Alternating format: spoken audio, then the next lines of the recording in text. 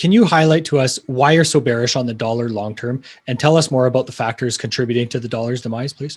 So a couple things. One is even just looking out over the past 50 years of what I've called the petrodollar system.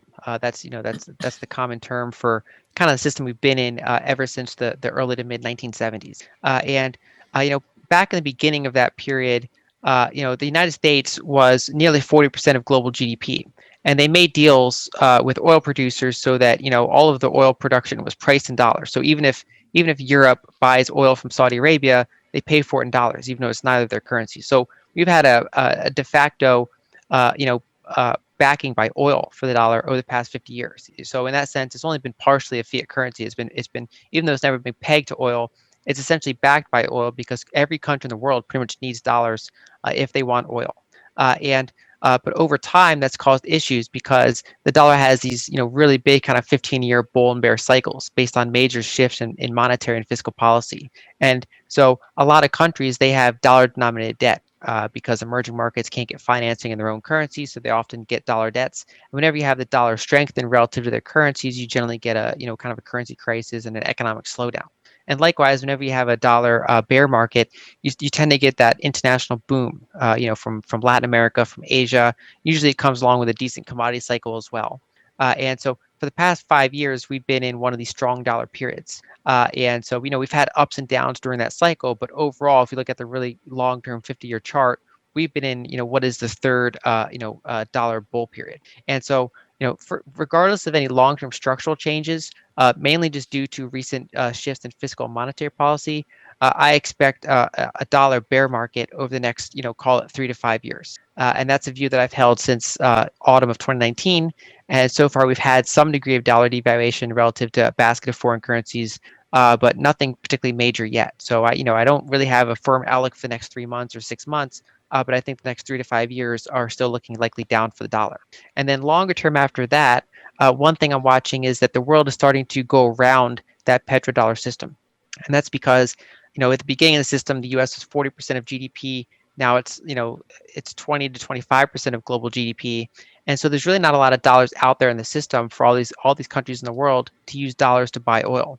And now actually China is a bigger importer of oil than the United States. And so we see, some of these countries start to go around the dollar system. So China and Europe and Russia, for example, have partially de-dollarized their trade. So if you look at the trade between China and Russia, the exports of Russia to China, which are very much commodity-based and energy-based, those used to be almost entirely dollars. But now they pay in a combination of dollars, euros, and their local currencies.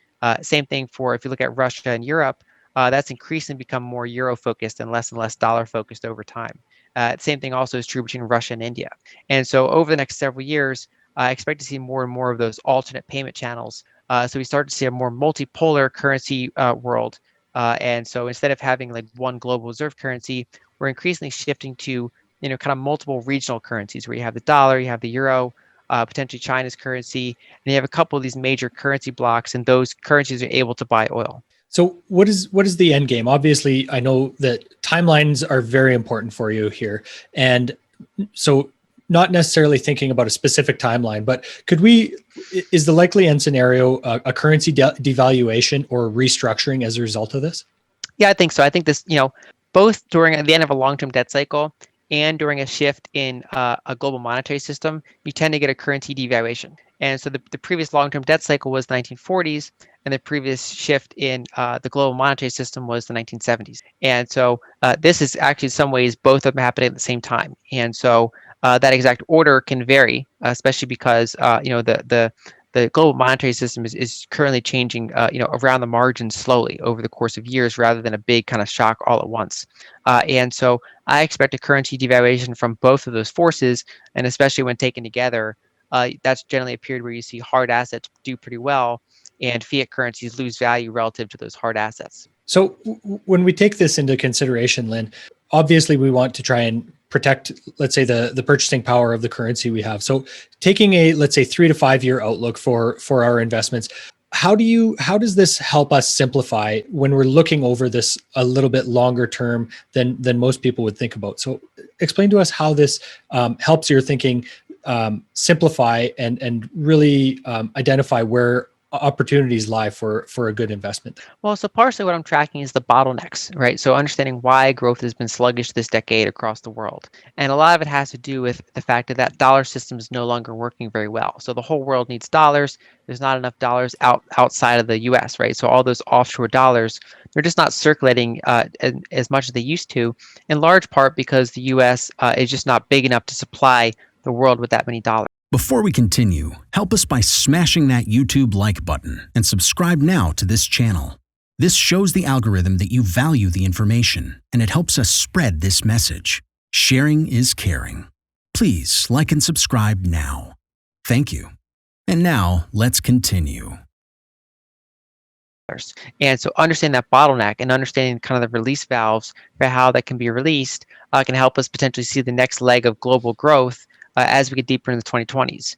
But instead of being a global growth with no consequences, that global growth is likely to come along with a weaker dollar and more broadly devalued currencies across the board. So the euro, the yen, devaluation, and all these kind of highly indebted currencies. And so long term, basically that helps inform my view for things I want to invest in, like whether I want to invest in global equities or U.S. equities, whether I want to invest in commodities, or if I think they're still going to be in a prolonged bear market.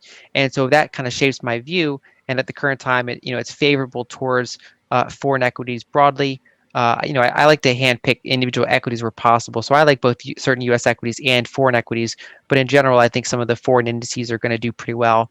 And I also still like a variety of commodities, including precious metals, including industrial commodities, and even including digital assets like Bitcoin. So when exactly when you're saying talking about going into the future, and we think about the green economy that we're or green energy generation that we're trying to deal with going forward, obviously silver is going to be a huge winner in that environment, correct? And that's why you think that silver has a great opportunity to do well in the next, let's say, 3 to 5 years. Yeah, I think so. It can benefit both from its monetary side. So as you get a currency devaluation, silver can get a bid, and then as well as for its variety of industrial uses, a lot solar panels, electric vehicles, electronics more broadly. And so I think that's one of the metals that has a well-known kind of long-term supply demand favorable situation. Same thing with copper. Same thing with uranium. Same thing with a lot of these key ingredients for a future as we diversify our energy mix. And get more and more kind of electricity-based power. So having more and more kind of a grid, stronger grids, like you need copper. And as we get kind of electrical vehicles continue to slowly take market share. So, Lyn, in your opinion, what are some of the better ways to be playing let's say, the silver space? Are you buying individual equities, or are you buying, like, let's say, an ETF to kind of broaden that risk out? A little bit of both. So I hold silver directly. So it's one of the metals you can hold in physical possession or in vaults. There's also some physical ETFs or closed-end funds that can hold it. So I like direct holding, and then as well as I do also like to have some leverage with the miners as well. And I've incorporated both ETFs and individual names. Now, because I take a pretty top-down approach, I don't go deep into individual miners too heavily. So there's a handful that I track. But there are certainly specialists in the field that cover silver miners with far more kind of individual rigor than I do. Whereas, when I go deep into companies, it tends to be in other sectors because the mining sectors, it's very specialist. Mm-hmm. So do you take the same approach when you're looking at the way that you think about gold? Yeah, pretty much. I emphasize a handful of companies that have quality metrics that I like. So I like the royalty and streaming model, and then to a lesser extent, I do also go into individual miners as well. But then I also get some broad exposure with some of the ETFs just to have kind of a broad macro-based play on the sector without taking on too much independent company risk. But then for investors that like to go down into the weeds there. There are people that can go deep into why one company might like dramatically outperform another company. And like I said, I incorporate some of that, but it's not kind of my core area of focus. Excellent. So you talk a lot about knowing your own strengths and weaknesses. So can you give us some guidance around how to start taking some profits and tools that you use to help yourself to inform these decisions? Yeah, it really depends on the asset class. And so, for example, with equities, especially outside of the natural resources sector, I often use tools like like fast graphs, for example, where they let you compare the stock price to the underlying fundamentals and the historical average valuation. I use Y charts for analyzing balance sheets or analyzing different types of valuation metrics. And so when companies get notably above my valuation preferences, I begin to rotate out of them. And also, I have to define it. I have to define like another area that I want to rotate into. And so, for example, earlier this summer, I was rotating out of some of my high performing tech stocks like Adobe or Nvidia, and I was going more into the global energy place. And so, basically rotating out of something that did very well, but that in my opinion became quite pricey, into something that recently has done very poorly, but was so bombed out in terms of valuation, and it still has likely a good recovery period left to it when we look out over the next several years. So I like to rotate there, and I look at things like overbought or underbought indicators, MACD, kind of really basic technical things, just to see when momentum seems to be shifting. What to do in such a situation? Inform yourself and keep your financial education strong. We from the Compact Group offer our loyal subscribers a free educational portal with first-hand monetary, financial, and economic knowledge. Enter our invite-only Insider Club by clicking the link below. You will get access to first-class information far earlier than the rest. We have prepared a special deal for all our members where you can access a giant pool of Robert Kiyosaki's financial wisdom for just $1. To find out more, simply click the link below and join our Insider Club absolutely free. But there is more you can and should do. Build up several streams of income. More and more people realize that they have to take their future in their own hands, but they don't know how and where to start. We from Compact offer our Insider Club members unique opportunities. Strengthen your financial muscle and get the edge. Click the link below. Become part of our free Insider Club. No financial obligations. But there's one important thing you have to know. You have to become active. So do it now. Become active and see you on the other side.